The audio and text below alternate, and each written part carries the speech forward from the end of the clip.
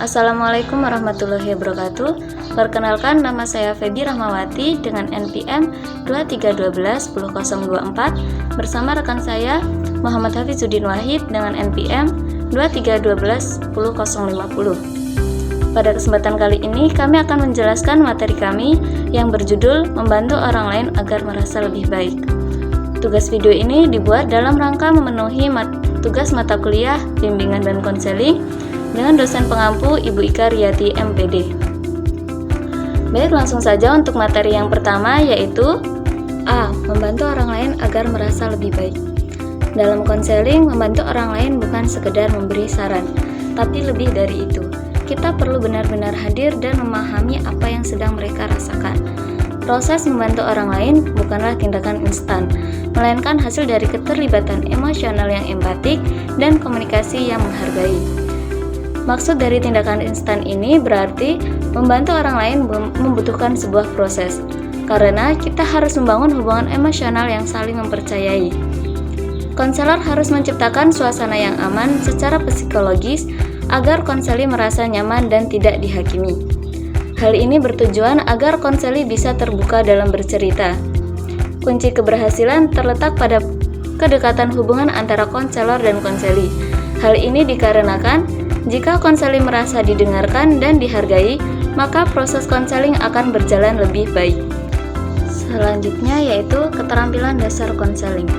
Untuk bisa membantu secara efektif, konselor butuh beberapa keterampilan dasar yang bisa membuat konseli merasa dimengerti. Keterampilan yang pertama yaitu keterampilan parafrase. Parafrase di sini berarti mengulangi perkataan konseli dengan kata-kata sendiri supaya konseli tahu bahwa kita paham maksud yang mereka bicarakan. Yang kedua yaitu keterampilan mengajukan pertanyaan, yang berarti bertanya dengan lembut untuk membantu konseli berpikir lebih dalam. Yang ketiga yaitu keterampilan merefleksikan perasaan, berarti menyebutkan perasaan yang dirasakan konseli. Misalnya, kamu kelihatan kecewa ya. Yang keempat yaitu keterampilan mendengarkan. Mendengarkan di sini berarti mendengarkan secara efektif tanpa menyela dan perhatian penuh. Dan keterampilan yang kelima yaitu keterampilan meringkas. Meringkas di sini berarti menyimpulkan inti pembicaraan untuk menjaga arah percakapan dan melihat perkembangan. Proses membantu berawal dari kepedulian dan hubungan yang suportif. Hubungan yang baik membuat konseli merasa dihargai dan tidak dihakimi. Konselor mendorong konseli mengenali dan mengungkapkan perasaan emosional. Empati sangat penting karena menempatkan diri dalam posisi orang lain untuk benar-benar memahami perspektifnya. Makna empati dan hubungan konseling.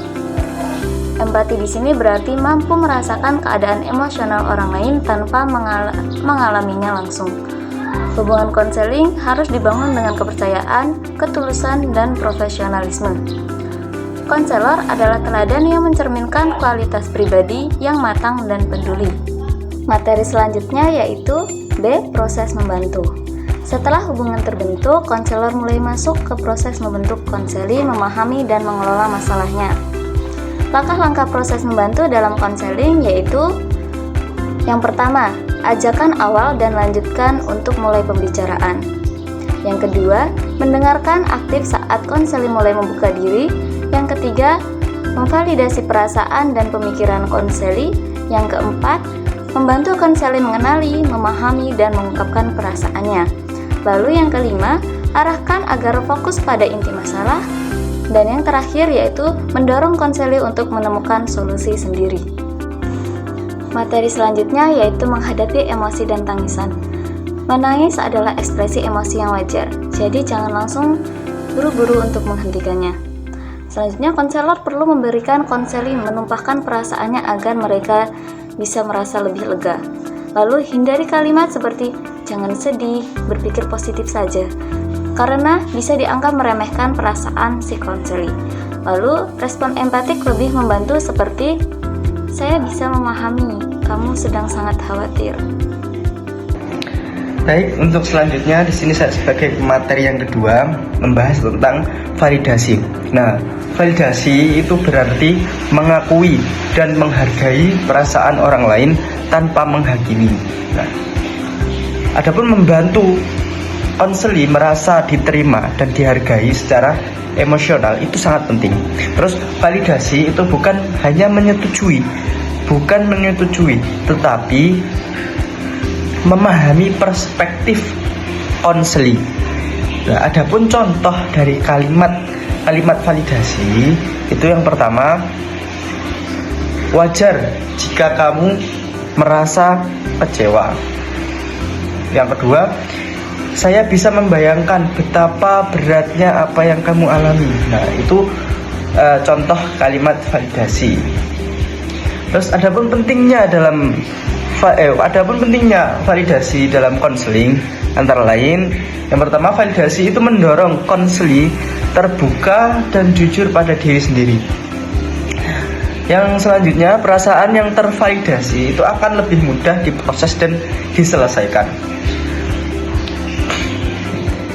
Terus, jika perasaan dihindari atau ditekan, itu justru bisa muncul dalam bentuk stres berkepanjangan. Nah, konselor itu perlu menjaga agar validasi itu tidak berubah menjadi penghakiman atau penolakan emosional. Terus, adapun manfaat dari validasi antara lain, yang pertama itu membantu orang merasa didengar dan dipahami. Yang kedua, itu membuka jalan untuk pengakuan emosi yang tulus. Yang terakhir, itu mendorong proses pemulihan dan pencarian solusi dari dalam diri sendiri. Adapun dalam mengelola diri sebagai konselor, itu ada beberapa cara. Yang pertama, itu konselor harus mengenali batas emosi pribadi agar tidak larut dalam cerita konseling. Nah, yang selanjutnya, emosi itu menular. Nah, tetap tenang dan profesional sangat diperlukan atau sangat penting. Terus yang selanjutnya, bila emosi konseli terlalu ekstrim, itu arahkan ke tenaga profesional yang lebih berpengalaman.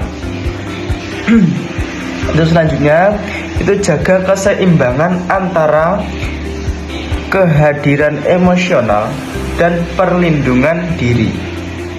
Nah, mungkin itu beberapa cara atau beberapa tips untuk mengolah diri sebagai konselor.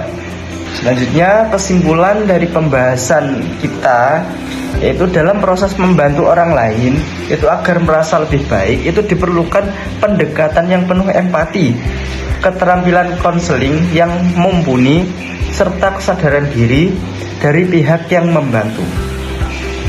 Hubungan antara konselor dan konseli harus dibangun atas dasar saling menghargai dan kepercayaan agar konseli merasa aman dalam mengekspresikan perasaan dirinya.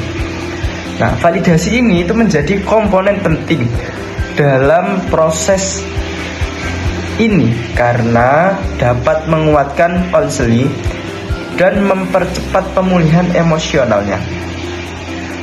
Konselor itu harus mampu mengenali emosi konseli, mendengarkan secara aktif, dan memahami apa yang dirasakannya, dan tidak terburu-buru memberikan solusi. Lebih dari itu, penting juga bagi konselor untuk menjaga diri agar tetap tenang dan tidak larut dalam emosi konseling. Dengan pendekatan yang tepat, proses konseling itu tidak hanya meringankan beban emosional seseorang, tetapi juga membantu individu berkembang dan menemukan kekuatan dari dalam dirinya. Mungkin itu saja yang dapat kami sampaikan. Kurang lebihnya kami mohon maaf. Saya akhiri, wassalamualaikum warahmatullahi wabarakatuh.